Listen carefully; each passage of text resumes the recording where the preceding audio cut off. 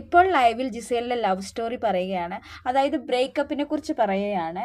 ജിസേലിന് 18 വയസ്സുള്ളപ്പോൾ ലവറായിട്ട് പുള്ളിക്കാരന് 30 വയസ്സുണ്ടായിരുന്നു. ജിസേലിന് അറിയില്ലായിരുന്നു. അങ്ങനെ മുന്നോട്ട് പോയപ്പോഴാണ് ഒരു സമയത്ത് അറിയുന്നത് പുള്ളി മാരീഡാണ്. അപ്പോൾ ജിസേൽ ആകെ തകർന്നു പോയി, ഞാൻ ആകെ തകർന്നു പോയി, വല്ലാത്ത ട്രോമയിൽ കൂടെ കടന്നുപോയി, ഡിപ്രഷനായിരുന്നൊക്കെ നമ്മുടെ ജിസേൽ പറയുന്നുണ്ട്. പിന്നെ അവന് വേണ്ടി ഞാൻ ടാറ്റു ഒക്കെ എൻ്റെ കൈ കുത്തി അവൻ്റെ ഓർമ്മയ്ക്ക് വേണ്ടി എന്നൊക്കെ നമ്മുടെ ജിസേൽ പറയുന്നുണ്ട്. എല്ലാവരും ഇരുന്ന് ഇങ്ങനെ കേൾക്കുന്നുണ്ട് ശ്രദ്ധാപൂർവം.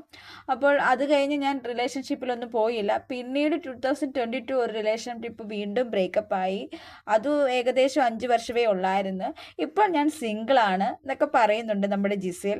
അപ്പോൾ ആദ്യത്തെ ബ്രേക്കപ്പ് എനിക്ക് വല്ലാണ്ട് മനസ്സിനെ വല്ലാത്ത ആഘാതമായി മാറി. കാരണം അയാൾ മാരീഡാന്ന് എനിക്ക് അറിയില്ലായിരുന്നു. അതാണ് എനിക്കൊരു വലിയൊരു തെറ്റ് സംഭവിച്ചതെന്നൊക്കെ നമ്മുടെ ജിസേൽ പറയുന്നുണ്ട്. എല്ലാവരും ശ്രദ്ധയോടിരുന്ന് കേൾക്കുന്നുണ്ട്. അനുമോളാണേലും എല്ലാവരും ശ്രദ്ധയോടിരുന്ന് കേൾക്കുന്നുണ്ട്. അപ്പോൾ ജിസേൽ നല്ല രീതിയിൽ അവതരിപ്പിക്കുന്നുണ്ട്. കാരണം അവരുടെ വീട്ടിൽ ആരുമില്ല, അവർ 3 പേരേ ഉള്ളൂ, അമ്മയും വലിയമ്മയും മാത്രമേ ഉള്ളൂ. ജിസേലാണ് കാര്യങ്ങളൊക്കെ നോക്കുന്നതെന്ന്.